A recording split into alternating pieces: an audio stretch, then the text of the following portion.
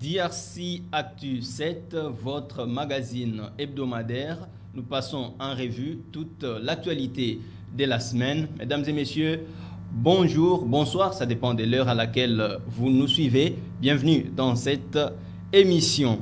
Nous allons parler, comme d'habitude, politique dans cette émission, publication du gouvernement Sama 2. Nous allons aussi parler processus électoral. Sur ces plateaux, je vais devoir recevoir un membre d'un parti politique de l'Union Sacrée. Il sera avec moi pour débattre de toutes ces questions politiques. Après politique, nous allons recevoir un autre invité, cette fois-là pour parler culture et art. C'est un artiste, il va devoir nous parler de ce qu'il fait, mais aussi de l'implication du ministère dans leur domaine de l'art. Enfin, nous allons parler sport avec un journaliste maison pour en savoir un peu beaucoup plus sur le match des Léopards qui a eu lieu déjà hier avec la victoire 3-1 contre les Mauritaniens. Et puis nous allons parler afro-basket, sans oublier la nomination du nouveau ministre des Sports, Claude-François Kaboulou-Mwana Kaboulou. Alors sans plus tarder, nous allons commencer avec politique. Mais avant d'en parler, je vais devoir recevoir mon invité. Il s'appelle M. Moussumba Sadam. Il est communicateur du parti politique Congrès National Congolais, CNC, parti cher à son Excellence Pius Mwabilou. Bonjour M. Sadam et bienvenue dans cette émission. Bonjour Monsieur le journaliste et merci beaucoup de l'invitation. Alors avant d'en débriefer avec vous, nous allons suivre ces reportages sur la publication du gouvernement Sama Lukonde.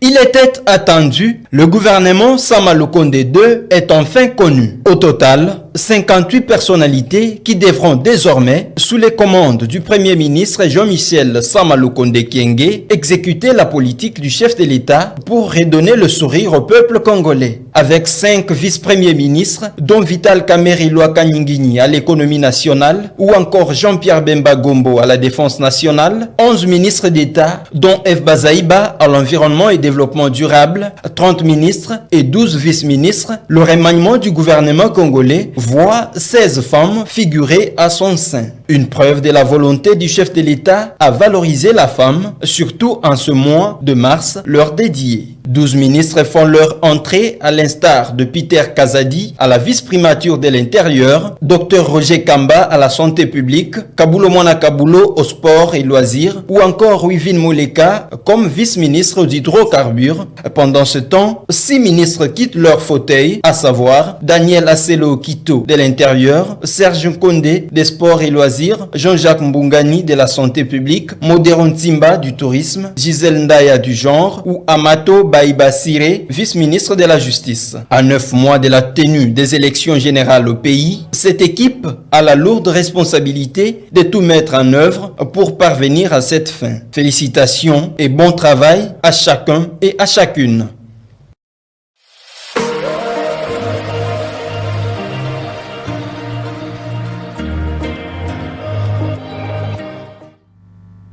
Voilà, nous sommes de retour sur ce plateau. Alors, d'entrée des jeux, cette question, quelles sont vos impressions, vous, au Congrès national congolais, CNC, après la publication de cette équipe Sama 2? Au sein du Congrès national congolais, parti cher à son Excellence Pius Mwabilou Mukala, nos impressions sont bonnes. Nos impressions sont bonnes parce qu'il s'agit d'un remaniement technique, c'est-à-dire son Excellence Félix Antoine Tshisekedi Tshilombo a fait recours aux techniciens, a reconduit les techniciens, les gens qui sont capables d'apporter quelque chose pour le bien-être de notre peuple. Voilà. Alors, on a reconduit votre autorité morale, Pius Mwabilou Mukala, l'urbanisme et habitat. Oui. Je crois que c'est sur base d'un travail de fond qui a été fourni. Mais du point de vue sécuritaire, le pays connaît des soucis avec l'agression du M23. Économiquement parlant, les dollars est à la hausse.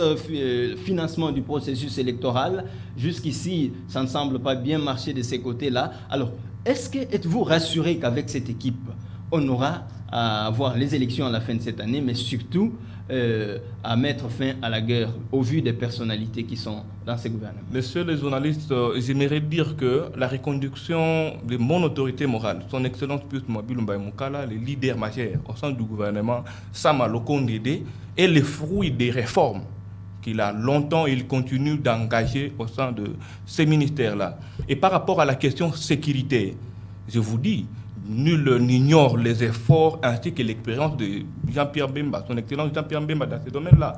Et aussi, nous ne devons pas oublier, au sein du Congrès national congolais, nous n'avons pas tellement son excellence Pius Mobile Mbaye Mukala comme ministère. Nous avons son excellence Sami Adoubango comme vice-ministre à la Défense, qui est le digne fils de l'Ituri. Donc, il maîtrise bien les problèmes de l'Ituri. Voilà pourquoi nous disons que ce remaniement technique va beaucoup nous aider à avancer. Alors, parlons processus électoral. Vous êtes jeune, la CENI a lancé l'enrôlement des électeurs dans presque aujourd'hui toutes les provinces. On est dans le dernier ou troisième ère opérationnelle où se poursuivent encore les opérations d'identification et d'enrôlement. Vous-même, vous vous êtes déjà fait enrôler, j'espère? Oui, je viens fraîchement de ma province, la province de Lomami. Ah, ok. Plus précisément du territoire de Cabinda, chez moi. Ok, vous êtes allé vous faire enrôler là-bas. Voilà. Vous aviez rencontré la base. Donc, vous aviez les ambitions en tant que jeune de postuler à la provinciale, si je ne m'amuse. Alors, qu'est-ce qui vous motive? Vous et beaucoup d'autres jeunes qu'on voit, une mobilisation un peu ça et là. Qu'est-ce qui motive cette jeunesse? Nos motivations, surtout moi personnellement, ma motivation est pour une bonne cause. Donc, nous avons constaté que depuis un long moment, il y a beaucoup de gens, donc des vieux caciques et consorts, qui ont participé à la gestion de la chose publique, mais qui n'ont rien apporté sur le terrain. C'est ainsi que nous jeunes, moi personnellement, et l'ensemble des jeunes aussi qui se sont levés, j'ose croire, nous pensons que cette fois-ci, nous devons faire quelque chose. Nous devons participer, apporter notre pierre à l'édifice plutôt, pour essayer un peu de faire avancer la République. Est-ce que ce n'est pas du folklore? Les jeunes sont-ils aujourd'hui capables de relever les défis là où les aînés ont parfois failli? Ce n'est pas du folklore. Je vous assure, la République démocratique du Congo a des jeunes capables d'apporter quelque chose. Aujourd'hui, quand nous regardons par-ci par-là, les jeunes qui se sont démarqués, il y en a beaucoup au niveau de notre pays, au niveau de notre communauté. Pourquoi pas les accompagner aussi à gérer maintenant, à participer, à apporter quelque chose à contribuer au développement de notre pays. C'est un peu ça, monsieur le président. Alors, vous dites que vous revenez fraîchement de Cabinda, oui. Donc le Congo profond. Oui. Quel est l'état de la vie de nos concitoyens de ce côté-là? Bon, d'une manière plus globale, les choses semblent un peu boitées par-ci par-là. Mais nous ne devons pas ignorer ou bien ne pas reconnaître aussi les efforts consentis par les régimes actuels, notamment son excellence Félix Antoine Tshisekedi Tshilombo à la tête du pays, et concernant la province de Lomami, là où je viens, avec son excellence monsieur le gouverneur de la province de Lomami, Nathan Ilunga Numbi, les efforts, tout ce que nous voyons sur le terrain. Il y avait des endroits où on ne pouvait pas marcher. Moi, par exemple, en 2018, lorsque j'étais parti chez moi dans le territoire de Cabinda, vous vous imaginez, on peut parcourir autant de kilomètres à pied, s'il vous plaît. Pas moyen d'y accéder avec les véhicules, pas même moyen d'y accéder avec des motos. Mais cette fois-ci, quand même, ça va. Nous avons eu à marcher, malgré qu'il y a des petits problèmes, il y a des petits soucis en termes de route et consorts. Mais nous devons saluer aussi les efforts fournis actuellement sur le terrain. Alors, de manière générale, vous êtes fait enrôler là-bas. Comment avez-vous trouvé la passation des enrôlements, d'identification de nos concitoyens de ce côté-là? On sait que ça et là, on a suivi les bruits de détournement des kits de la CENI et autres. Là-bas, il n'y en a pas eu les cas, j'espère. Chez moi, dans la province de Lomami, il n'y a pas eu de détournement des kits, à ce que je sache. Mais néanmoins, lorsque nous étions sur le terrain, nous avons constaté qu'il y avait des petits soucis, notamment en termes de distance entre les centres d'enrôlement et consorts. Mais malgré tout cela, nous, en tant que leaders, jeunes leaders, et aussi les autorités locales, les autorités provinciales, nous nous étions mobilisés à sensibiliser la population pour qu'il y ait un enrôlement massif. Raison pour laquelle, je crois, la semaine prochaine, selon les statistiques de la CENI, nous étions déjà à 72% du nombre d'enrôlés par rapport au taux ou bien au pourcentage de la population attendue. Mais aujourd'hui, le financement des élections semble poser problème. Il y a plus ou moins 2 semaines, le président de la CENI, Denis Kadima, est passé dans une émission télévisée ici à Kinshasa. il a affirmé qu'il était à court de financement depuis le mois de septembre dernier. Voilà. Pendant que le ministre des Finances, Nicolas Kazadi, de l'Union sacrée avec vous, affirme qu'il aurait déjà sorti des caisses de l'État les fonds. Alors, ça semble mettre un peu en mal le processus électoral. Et avec la situation sécuritaire, quelle garantie vous avez qu'il y aura élection à la fin de cette année? Messieurs les journalistes, concernant le financement du processus électoral, nous devons compter beaucoup sur la volonté politique du chef de l'État. Son Excellence Félix Antoine Tshisekedi Tshilombo est vraiment déterminé qu'il y ait des élections cette année. Donc cette question-là du décaissement des fonds et consorts, je crois que c'est juste une petite période. D'un moment à l'autre, il y aura une solution. Puisque nous sommes, au niveau de l'Union sacrée, nous sommes vraiment déterminés qu'il y ait élection coûte que coûte. Alors que d'autres nous disent qu'il y a déjà un plan qui est en train d'être établi pour une transition en douceur, en négociant avec les FCC. Est-ce que vous en savez quelque chose? Nous, en tant que membres du Congrès national congolais, nous disons toujours que ce n'est pas important d'aller au dialogue maintenant. Ça ne sert à rien d'y aller maintenant. On va dialoguer par rapport à quoi? Alors que la population, les autorités, tous nous sommes mobilisés pour aller aux élections. Donc, et aussi la victoire de son Excellence Félix Antoine Tshisekedi est rassurée. Donc, vu les sondages, vu tout ce qui se passe, toutes ces réalisations, nous sommes rassurés que Félix Antoine Tshisekedi pourra gagner. Pourquoi nous allons négocier? Pourquoi nous allons passer à une transition? Voilà pourquoi je vous ai dit, nous devons compter sur la volonté, la détermination de son Excellence Félix Antoine Tshisekedi pour entrer en compte l'organisation des élections dans notre pays. Oui, le président Félix Antoine Tshisekedi Tshilombo a bel et bien cette volonté-là, oui, mais elle doit être matérialisée. Mais sur le terrain, la situation ne semble pas plaider en sa faveur, vu le contexte sécuritaire. Il s'est fait qu'aujourd'hui, à Yumbi, dans les Maindombe et puis dans les Kwango, il y a des morts qu'on compte là-bas. Il y a cette milice qui semble naître de ces côtés-là. Mais aussi, en Ituri, l'état de siège continue dans le Nord Kivu. Et vous en savez plus que moi, avec toutes ces rébellions, des menaces d'agression et autres. Êtes-vous sûr que sécuritairement, nous serons prêts à aller aux élections? Monsieur le journaliste, vous êtes journaliste, je crois que vous êtes un homme de terrain. Vous avez toutes les informations sur ce qui se passe sur le terrain. Les avancées de nos forces de sécurité nationale, donc les FARDC sur le terrain. Vous devez le constater. Alors, tout ça, nous croyons qu'avant qu'il y ait élection, avant que nous puissions aboutir à la date des élections, donc au mois de décembre 2023, on va mettre fin à tout ça. Espérons, parce que la guerre, on sait quand elle commence, mais on ne sait pas quand elle se termine. Bien sûr. Mais avec cette volonté, avec des remaniements techniques, avec tout ce que nous savons comme réalité, avec des arrestations et autres, des gens qui fragilisaient l'avancée de nos troupes sur le terrain, nous croyons que d'ici là, les choses vont marcher très bien et nous irons aux élections avec l'ensemble de notre peuple. Espérons, parce que nous soutenons tous nos FARDC sur le terrain et nous souhaitons vraiment que la situation de la paix soit rétablie. Mais une question me vient à l'esprit. Oui. Pourquoi seulement Cabinda et non pas ici à Kinshasa? Vous avez Moamba, vous avez tout ce que vous avez. Pourquoi seulement aller à Cabinda? Je suis jeune, je suis ressortissant du territoire de Cabinda. Je me suis engagé dans un combat depuis un long moment pour essayer un peu d'apporter quelque chose en ce qui concerne la province de Lomami. Raison pour laquelle je me suis dit, je ne peux pas rester ici à Kinshasa, Moamba, Lukunga, Tchango et consorts. Je dois aller auprès de mon peuple, je dois aller auprès de nos frères, nos compatriotes, pour essayer de palper, comprendre les réalités et plaider pour eux au moment opportun. Donc c'est un peu ça. En tant que natif de ce coin-là, je me suis dit, je dois faire quelque chose pour cette contrée. Donc vous y êtes natif. Je croyais que vous êtes allé seulement en ce moment des élections et non pas... Alors, un message pour cette population de Cabinda particulièrement, mais aussi en tant que communicateur du CNC pour le nouveau gouvernement, qu'est-ce que vous pouvez dire avant de se séparer d'avec vous? Par rapport, comme communicateur du CNC, nous croyons... Je crois, depuis un long moment, nous avons constaté l'avancée du processus électoral au sein du parti.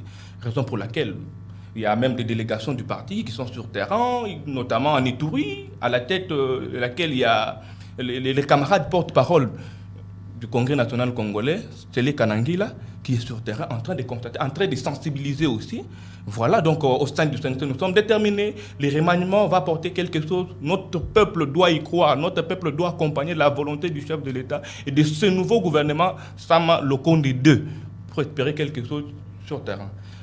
À la population des Cabinda. Votre caméra est là. Voilà, à la population des Cabinda, mon territoire, d'une manière particulière, à la population aussi de l'Omami, ma province. J'ai dit ceci, le processus électoral est déjà en cours. Cette fois-ci, nous devons être vigilants. Cette fois-ci, nous devons opérer, faire un bon choix. Cette fois-ci, nous devons travailler pour la conscientisation ainsi que le développement de notre milieu. Si nous n'agissons pas maintenant, personne d'autre ne le fera pour nous. Nous ne devons plus laisser la place aux vieux loups, aux gens qui venaient nous mentir et consorts. Et en réalité, ils ne faisaient rien pour notre contrée. C'est un peu ça mon dernier message. Je vous remercie.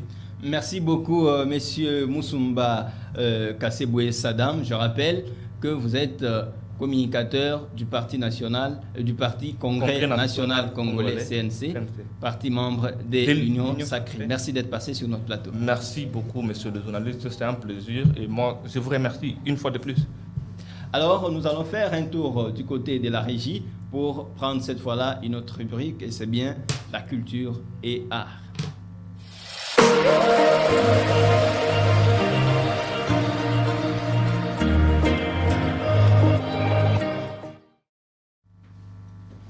Nous sommes de retour sur ce plateau et comme je vous l'ai annoncé au début de l'émission, bien sûr, je vais devoir recevoir pour vous dans cette rubrique culture et art, Monsieur Mbenga. Il est artiste peintre. Alors, il a préféré qu'on l'appelle Mbenga tout court. Et donc, je suis très content de vous recevoir sur ce plateau. Bonjour et bienvenue. Bonjour, monsieur le journaliste. Merci beaucoup pour l'invitation. Alors, merci. Vous êtes artiste, peintre. Alors, dites-nous, c'est quoi l'art de la peinture d'emblée, mais aussi, qu'est-ce qui vous a motivé à entamer ce domaine? Premièrement, je commence à me présenter. Je suis artiste peintre. J'évolue à Kinshasa. Je pratique l'art depuis tout petit, mais j'ai fait vraiment de la peinture depuis 2020. La peinture, c'est quoi? C'est cette manière de s'exprimer à travers le médium qui est la peinture. Je crois que quelques œuvres sont en train de passer à la télévision en ce moment ici, pendant que je parle. Donc, je dessine depuis tout petit, mais je suis peintre depuis 2020. Voilà. Vous êtes peintre de façon innée ou bien vous êtes passé par une formation à l'Académie des Beaux-Arts ou dans un autre centre de formation? De façon innée, mais en même temps aussi, en ce moment, je suis en terminale à l'Université des Beaux-Arts de Kinshasa. Ah ok, vous êtes en degré terminal. Alors, quel genre d'œuvres que vous produisez et quelles sont des difficultés que vous rencontrez? Déjà, j'ai produit des œuvres d'art, de peinture sur des supports toiles. Pour ne pas vous arrêter, je crois on peut nous balancer quelques illustrations pendant que nous parlons. Bien sûr. Communément appelé à Kinshasa des tableaux, c'est-à-dire des œuvres d'art. Les difficultés, il y en a plein. Par exemple, la vente, la possibilité de production, c'est vraiment des difficultés que rencontrent beaucoup d'artistes, mais aussi des lieux d'exposition qui ne sont pas aussi nombreux à Kinshasa. Voilà. Et est-ce que vous êtes professionnel ou c'est juste une passion à un moment donné et vous vaguez à autre chose? Non, je suis professionnel parce que c'est mon métier. Je vis de ça, je les pratique tous les jours. Ah ok, vous avez dit c'est depuis 2020. C'est depuis 2020. Est-ce que le marché congolais est-il vraiment intéressé à ce que vous faites? Oui, je dirais le marché congolais est intéressé, mais aussi la société, parce que voilà, j'ai reçu les prix parmi les 100 jeunes espoirs du Congo. J'étais jeune influent dans la culture en 2022, mais aussi j'ai quelques tableaux qui ont été collectionnés par des Congolais, par la présidence aussi. Donc j'estime que la société congolaise nous suit. La société congolaise vous suit, mais est-ce que le ministère de la Culture et Arts, avec aujourd'hui la reconduction de Madame Cathy Katunga, si je ne me trompe pas, est-ce que le ministère est vraiment intéressé à une attention particulière à ce que vous faites, vous, dans l'art ou la peinture, précisément? Oui, le ministère a une attention particulière parce que, voilà, jusque-là, ça reste que quand peut-être, par exemple, on a des œuvres d'art, soit des marchés à l'étranger, les ministères s'impliquent pour assurer la bonne exportation de nos œuvres d'art et tout ce qui s'ensuit. Donc, le ministère nous suit vraiment de plus près. Est-ce que vous êtes organisé dans un corps ou simplement vous évoluez de façon pêle-mêle, chacun pour soi?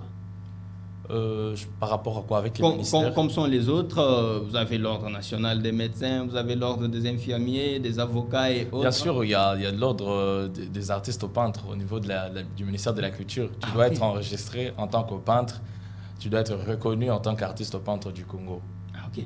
Est-ce que faites-vous face à une concurrence déloyale de ceux qui ne sont pas professionnels comme il se doit, mais qui vous rendent parfois une tâche dure sur les terrains, par exemple? Non, pas du tout.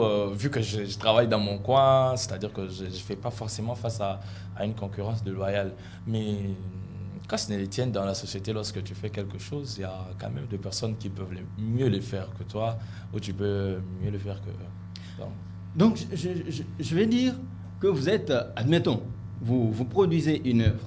Oui. Aujourd'hui, produisez une œuvre et vous la vendez. Je ne sais pas combien vous vendez, je prends un exemple bête comme ça. Donc, admettons 10 $. Mais vous avez un autre monsieur qui peut-être a aussi ces dons-là de façon innée.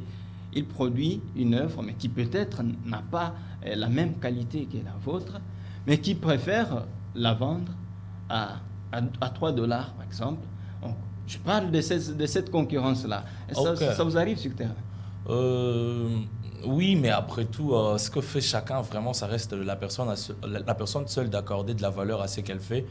Donc, si un artiste se décide de vendre une œuvre à 3 $, ça l'intéresse que lui, ça le régale. C'est son problème. Mais aussi, chacun a une vision lorsqu'il fait de l'art. Par exemple, moi, je ne fais pas forcément de l'art pour vendre. J'ai fait de l'art pour apporter un message, pour apporter quelque chose de plus dans la société. C'est-à-dire qu'en tant que peintre, je suis en même temps gardien de mémoire de la société. Ah, ok, vous êtes gardien de mémoire de la société. Mais la régie, si vous pouvez nous balancer un peu une œuvre là, parce que j'aimerais échanger un peu avec lui pour qu'il nous explique un tout petit peu, en concevant cette œuvre, il voulait passer quel message? Par exemple, l'œuvre qui est là en face de nous, en la décorant, quel est le message passé à travers? Par exemple, avec une œuvre comme celle-ci qui est hyper réaliste, on appelle ça de l'hyper-réalisme, c'est-à-dire une façon de reproduire un modèle avec perfection. Dans cette œuvre, par exemple, on a tendance à décortiquer des motifs Kuba, des motifs qui ont été longtemps délaissés, ces génies Kuba, ces génies noirs, ces génies africains qui n'ont pas été exploités. Par exemple, lorsque ça arrive dans nos écoles, dans nos universités, on ne nous enseigne pas forcément sur notre histoire, sur l'héritage ancestral, c'est-à-dire que sur ce que nos ancêtres ont fait. Et moi, je me suis donné cette mission-là, de rapporter cette information-là à la société, afin que la société sache ce que nous avons fait. Parce qu'aujourd'hui, on voit qu'avec des grandes marques, ils viennent, par exemple, en Afrique, prennent ce que nous avions créé et partent exploiter pour leurs propres fins. Alors, en tant que peintre, moi, je m'attribue cette mission-là à montrer à la société ce que l'on peut faire et ce que l'on a déjà fait dans le passé. Alors, vous montrez à la société ce que l'on peut faire et ce que l'on a déjà fait dans le passé. Oui. Alors, dites-nous, la peinture que vous utilisez, comment vous l'obtenez? Est-ce que vous avez des soutiens ou vous partez ou vous procurez de la peinture? Oui, j'ai beaucoup de soutien. J'ai beaucoup de soutien parce que, par exemple, moi, j'ai quand même eu beaucoup de chance. Lorsque j'ai commencé la peinture en 2020, en tout cas, c'était fin 2020. En 2021, j'ai été parrainé pour une exposition au Musée national du Congo par le conseil en matière de questions religieuses et culturelles, président de la République, Félix Tshisekedi. J'ai été parrainé pour une exposition et c'était un grand succès parce qu'il y avait du monde, il y avait des personnes qui ont collectionné des œuvres. Donc voilà, ça me permet de vivre comme ça et de produire. Mais surtout avec vos œuvres, à combien, par exemple, vous vendez une œuvre? Une œuvre, ça dépend, mais je pense que communément dans la société, on est habitué un peu trop au portrait, mais bon, après... Admettons, prenons ces portraits-là. Un portrait, ouais. $200. À $200. Ah, c'est que c'est énorme, et ça, c'est valorisant, bien sûr. Oui, c'est valorisant. Mais est-ce que quand vous dessinez, ça peut vous prendre combien de temps pour nous produire un portrait? Par exemple, une œuvre comme celle qui est en train de penser à passer en vidéo, oui. Ça m'a pris 3 semaines de travail. Ok. Et pendant tout ce temps, vous êtes concentré? C'est-à-dire que c'est vraiment le travail. Je me lève le matin, je me mets ce travail, le soir, la nuit, voilà, tout le temps. je suis en train de travailler. La plupart de vos œuvres que vous produisez, comment ça vous arrive à les produire? Ça vous vient de l'imagination ou bien c'est quelque chose qu'on vous rapporte et puis vous commencez à Il y a parfois de l'imagination, mais aussi le fait d'épuiser dans notre histoire, parce que je souligne ici que l'on a une culture et une histoire très, très, très riche qui, lorsque l'on creuse vraiment dans le fin fond, on ne peut pas manquer de s'exprimer. C'est-à-dire que je peux tirer un fait de l'histoire, je peux tirer un objet, je peux m'exprimer avec des masques, avec des motifs, comme je l'ai dit. Okay. C'est de l'histoire qui me permet de m'inspirer. C'est-à-dire que de la société, de la vie courante, ce qui m'inspire, voilà, tout ce qui m'entoure. Mais par rapport à ça, aujourd'hui en RDC, quelle est la place de l'art, notamment avec le musée, avec tout ce qui va dans les domaines culturels? Comment on trouve ou on représente l'art dans la vie quotidienne en RDC? Par exemple, aujourd'hui, moi je trouve qu'en tant qu'artistes peintres, nous avons cette mission-là de rapporter la culture auprès de notre population, parce qu'il faut l'avouer que c'est pas tout le monde qui sont instruits sur la culture. Okay. D'où le fait, par exemple, que notre histoire, voilà, nous avons eu des grands peintres dans ces pays, mais qui aujourd'hui sont méconnus parce qu'on n'a pas parlé d'eux.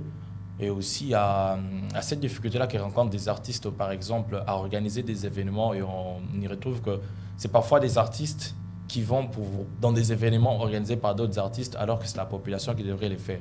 C'est une mission que les artistes doivent s'attribuer, d'aller familiariser avec les publics, avec la société, mais aussi beaucoup avec l'appui du ministère de la Culture, parce que je pense que c'est aussi une responsabilité du ministère de la Culture de créer des centres culturels, de créer des lieux d'exposition pour des artistes.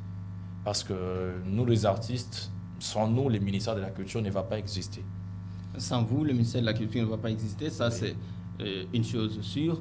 Mais maintenant, comment vous vous faites vendre pour, admettons, vous partez au niveau international, vous avez des expositions comme ça, vous avez des managers ou c'est vous-même qui partez négocier pour... Oui, les artistes peintres ont des managers, des représentants, des galéristes qui peuvent les représenter un peu partout. Mais moi, jusque-là, j'ai vendu plusieurs toiles à l'international, voilà, grâce à mes réseaux sociaux, grâce à l'Internet surtout. Ah, ok, donc vous communiquez aussi à travers les plateformes électroniques et puis pour vous attirer la clientèle. Bien sûr, je suis très présent sur les plateformes numériques. Alors, mais est-ce qu'avec le numérique, vous vous en servez aussi dans votre travail? Donc vous décorez aussi à travers des applications, je ne sais pas ou quoi. Bien sûr. Par exemple, avant de me lancer en peinture, j'étais dans la communication visuelle. C'est-à-dire que le visuel, c'est le numérique. Tu dois t'exprimer à travers le numérique. Mais aussi, le numérique nous rejoint dans notre travail en tant qu'artiste peintre, parce que aujourd'hui, l'Internet ou soit le numérique est devenu cette grande vitrine-là pour découvrir ce que nous faisons. Par exemple, comme en période de Covid-19, il y a eu des expositions en ligne. C'est-à-dire que tu n'as pas besoin de te déplacer pour venir dans une exposition. C'est en ligne que ça se fait. Ok. Alors, quel est votre modèle dans ces domaines-là de l'art et de la peinture? Dans ce domaine de l'art de peinture, je n'ai pas vraiment eu de modèle, mais j'ai eu une personne qui m'a motivé et qui m'a fait croire que je pouvais faire de la peinture. La personne, elle vit en France actuellement, Jonathan Cecilia. Okay. C'est vraiment elle qui m'a motivé à faire de la peinture. Mais dans le métier artistique, dans la culture, j'ai des modèles de personnes comme Emmanuel Zongo, qui est artiste, peintre, sculpteur, en même temps directeur du lycée de Beaux-Arts de Kinshasa. Ah, ok. Donc, j'espère que le ministère de la Culture et Art va avoir cette fois-là une attention particulière par rapport à ce que vous lui avez dit. Il faut organiser des expositions, les soutenir, les accompagner, parce qu'on a du talent, j'insiste, la RDC a du talent dans plusieurs domaines, y compris celui de l'art, de la peinture, de plastique et autres. Alors, quel peut être votre dernier mot avant de se quitter à la société congolaise sur l'art ou la peinture? Moi, mon dernier mot à la société congolaise, en tout cas, généralement, je me prends pas vraiment pour peintre, mais je me prends d'abord comme acteur culturel. Okay. Mon dernier mot, c'est que la société s'intéresse à la culture, parce qu'une société ne peut pas se développer sans la culture. Et lorsqu'on parle de la culture, on voit de la peinture, on voit la littérature, on voit tout ce qui va avec. Il y a par exemple cette mentalité-là qui est un peu partout au Congo de voir que la culture ne se limite qu'à la musique. Donc, la culture n'est pas forcément que de la musique. La culture, elle est vaste. Il faut nous intéresser à notre culture, à notre histoire pour savoir ce que nous sommes et savoir comment se situer dans le plan mondial. Merci beaucoup, cher Mbenga, vous êtes artiste peintre, pour cette mise au point surtout. Au Congo, il y a plusieurs talents. Et la culture, ce n'est pas seulement la musique, hein, c'est aussi la peinture, c'est tous les autres domaines. Il y a, je ne sais pas, la sérigraphie, il y a tout ce Bien sûr, les cinémas, tout ça. Ce sont des domaines culturels et nous devons en profiter, mais surtout vendre l'image de la RDC à travers tous ces domaines-là. Exactement. Merci beaucoup d'être passé sur notre plateau et nous allons retourner du côté de la régie avant de recevoir notre dernier invité pour parler sport.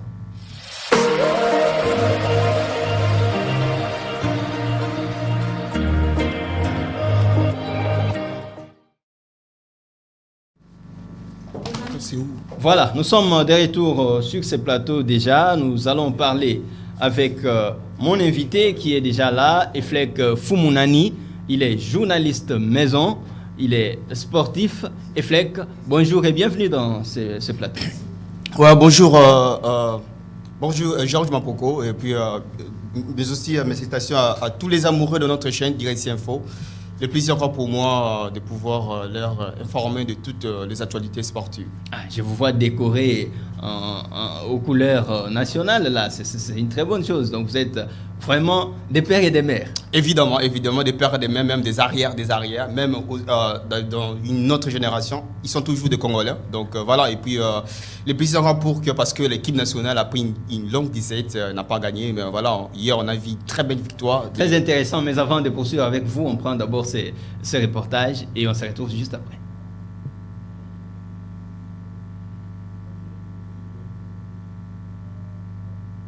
Ils l'ont fait. Après une 17, les Léopards de la RD Congo se sont imposés face à l'équipe nationale de la Mauritanie par 3-1. D'abord, en première mi-temps, le sélectionneur national de la RDC a proposé un système hyper offensif de 3-3-3 en défense, mené par Chancel Mbemba au milieu du terrain, Greg Kakuta et en attaque, Mesha Kelia, Yohan Wissa et les tout fait tout flamme, Cédric Bakambu, qui, dès la 42e minute de la première partie de la rencontre, a doublé la mise. Et le premier but marqué a été l'œuvre de Maestro Kakuta en 37e minute de jeu. Score 2-0 en faveur de nos fauves. Retour au vestiaire, les hommes de Sébastien Desabre ont baissé leur rythme de l'intensité sur un pressing haut. Les Mauritaniens ont réussi à réduire les scores grâce à Abed en 55e minute. 13 minutes plus tard, Arti Maswak a alourdi le score grâce à son œuvre de génie. Le Congo-Kinshasa enregistre sa première victoire dans ce groupe homogène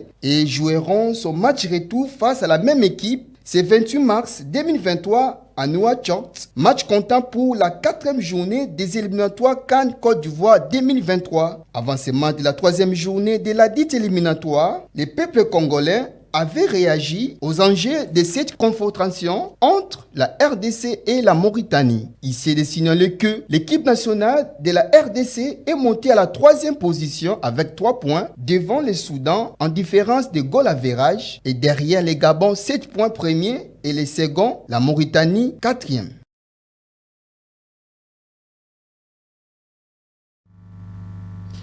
Très belle victoire des fauves congolais qui se sont imposés face aux Mauritaniens sur le score de 3-1.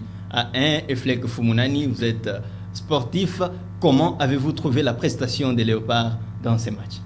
C'est vraiment une prestation de ISL parce qu'on a vu une première rencontre officielle de nouveau entraîneur qui est Sébastien Desabre. Okay. Il a réellement imposé ses grintas et puis on a réellement senti qu'un pressing haut qu'on n'a pas vu de précédentes rencontres de l'équipe nationale RDC face au Gabon mais aussi au Soudan qui était réellement une équipe catastrophique entraînée par un certain Hector Cooper. Mais cette fois-ci, on a réellement vu qu'il y a eu réellement la détermination, l'envie, l'enthousiasme, vraiment aussi l'amour de ces pays parce que vous savez quand vous jouez un match de football vous devez aussi aimer l'équipe, aimer la nation. Réellement, on a senti que les gars, ils avaient réellement l'envie de pouvoir mouiller les maillots pour le plaisir de tous les Louchois qui étaient là présents. Vous avez même vu que les stades étaient réellement présents. Il n'y a pas eu de couleur politique là-dessus. Il y a été réellement des Congolais qui étaient réellement venus de pouvoir soutenir l'équipe nationale. Au moment que les joueurs perdaient les ballons, on a senti que les supporters de l'autre côté, ils étaient là vraiment soutenir les Léopards. Voilà pourquoi la victoire est ici. Décrivez-nous un peu les matchs. Qui sont les buteurs de ces matchs et comment l'ambiance, vous l'aviez vécu, notamment à Kinshasa, puisque nous sommes à Kinshasa, nous émettons à partir d'ici. Le match s'est joué à Lubumbashi, au stade TP Mazembe. Comment vous le décrivez, les buteurs, l'ambiance?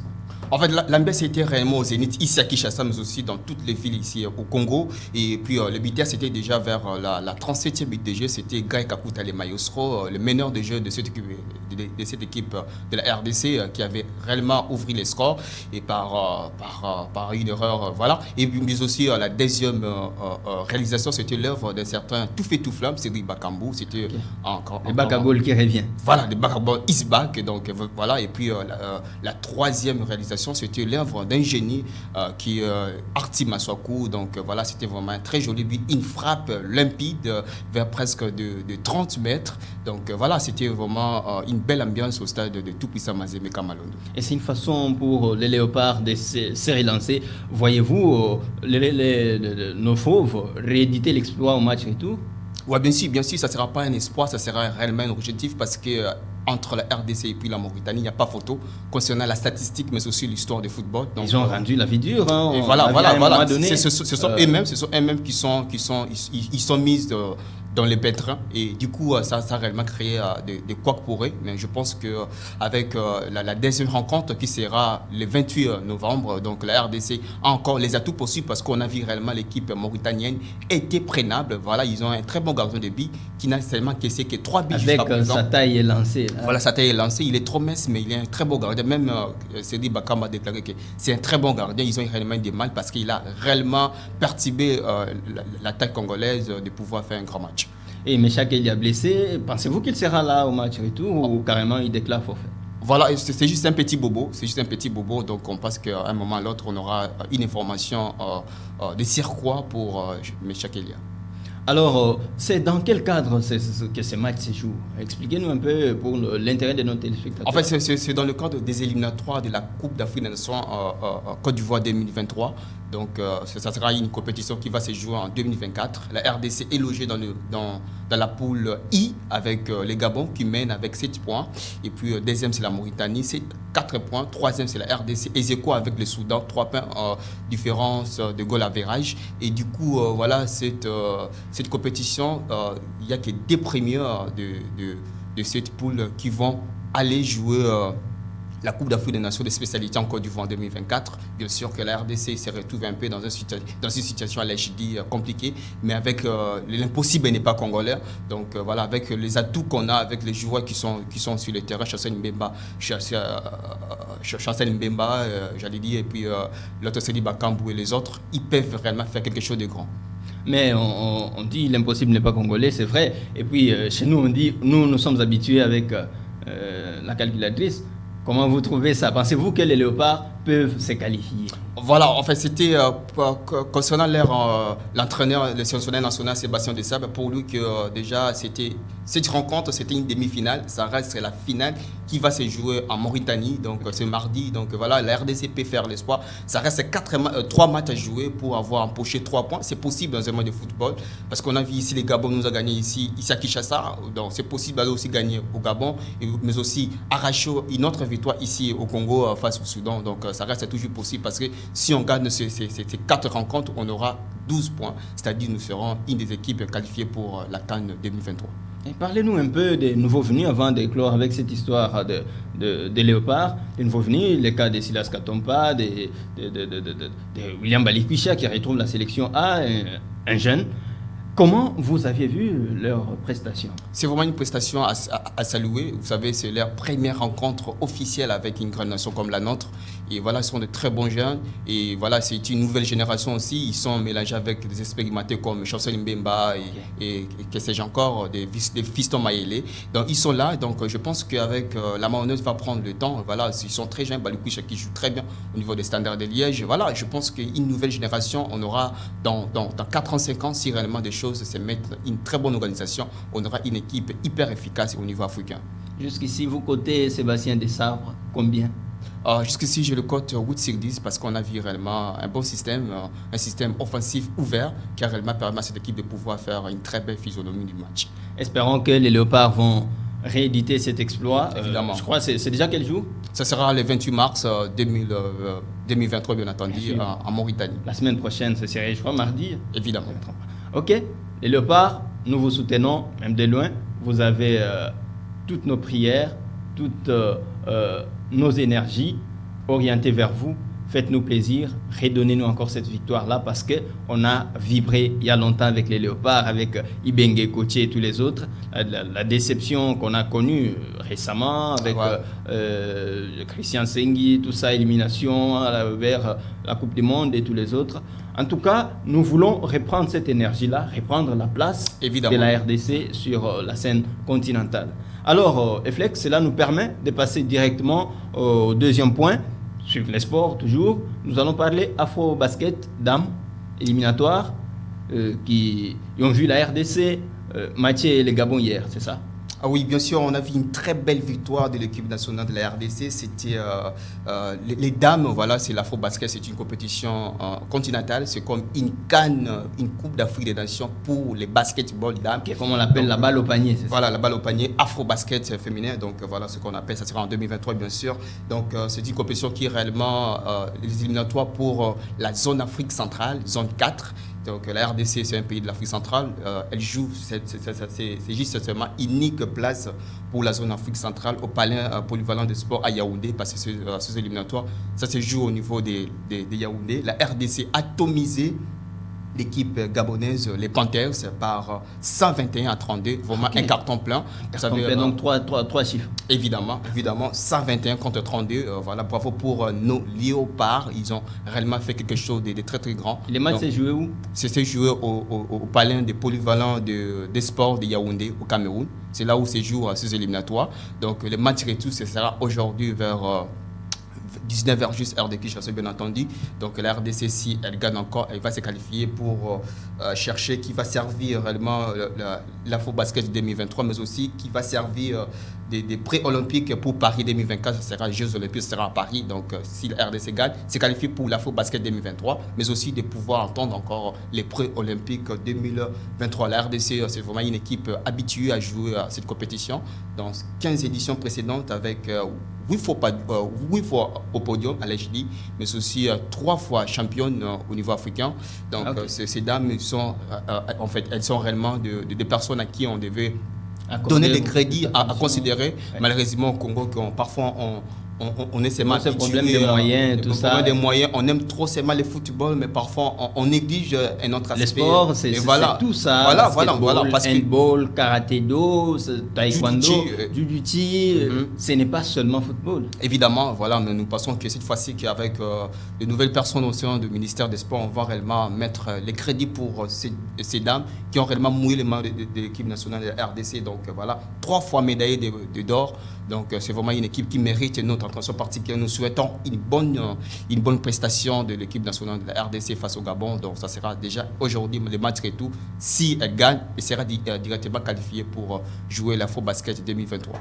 Nous croisons les doigts et nous espérons que nos Léopards dames basket vont encore reprendre cette fois-là les dessus sur les Gabon. Mais vous avez parlé d'une nouvelle nomination au ministère des Sports. Il s'agit de Claude François Kaboulou qui arrive, un expérimenté. Pensez-vous qu'il sera à la hauteur de la situation? Ah oui, pourquoi pas. C'est vraiment une décision courageuse au niveau au niveau ministériel, en fait, de choisir quelqu'un comme Kaboulou. C'est un homme hyper expérimenté au niveau du journalisme au sport au Congo. Tout ça. Donc c'est vraiment quelqu'un qui connaît réellement les circuits. Il a connu tant de ministres. Voilà, il a une panoplie légendaire. Donc voilà, je pense qu'il mérite ces postes-là. Donc nous souhaitons juste une bonne chance, une très bonne carrière. Donc nous allons croire qu'il va réellement mettre dans son entourage des gens qu'il faut, enfin, qui puissent réellement l'aider. Parce qu'on a vu récemment de différents ministres qui sont passés au ministère des Sports. Il n'y avait réellement pas un bon entourage. Voilà pourquoi les résultats ne sont pas escompteux. Nous allons croire cette fois-ci que Kaboul va réellement mettre des gens qu'il faut. Mais aussi, c'est aussi un journaliste comme nous. On est très content et que le gouvernement actuel penche à un journaliste de pouvoir s'y mettre un tel poste. Donc on est très heureux. Donc je parie que Kaboulo, avec sa langue ouverte, c'est parce que quelqu'un de franc. Lorsqu'il parle dans son émission au niveau de la radio-télévision nationale congolaise, il est toujours franc, il n'a pas une langue de bois. Donc c'est quelqu'un de franc que j'apprécie beaucoup. C'est vraiment une icône à qui on devait réellement féliciter, mais aussi encourager. Nous on croit qu'avec lui, la RDC, avec la situation actuelle que nous retrouvons dans les différentes disciplines sportives, surtout les arts martiaux, qui est réellement abandonné. Je pense que dans nos prochaines éditions, on va parler de Djudjutji avec un système réellement abandonné. Donc voilà, nous en croit avec Kaboulo va réellement redorer l'image de notre sport au Congo. Mais dans les salons de Kinshasa, Kaboulo va redorer l'image du sport au Congo. Dans les salons de Kinshasa, on dénonce beaucoup plus cette histoire des 10% lors des sélections. Si on parle de l'équipe nationale dans des compétitions intercontinentales et autres, on parle qu'il y a cette affaire des 10%.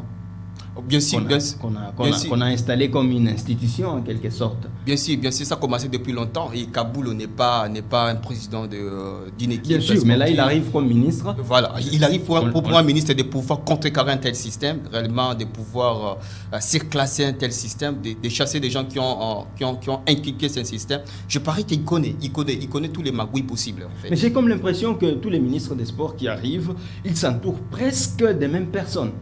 Ce qui fait que le résultat, il est chaotique. Si on n'est pas décisif, le cas de Denis Kambaye qui était là, qui s'est imposé à un moment donné, qui avait son charisme et il a fait parler de lui. Voilà, les résultats ont suivi.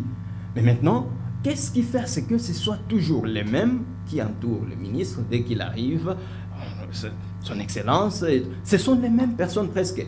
Et qui occupent des fédérations, c'est presque les mêmes figures qui reviennent à chaque fois, ce qui fait que les sports congolais pataugent et on vit la situation qu'on vit aujourd'hui.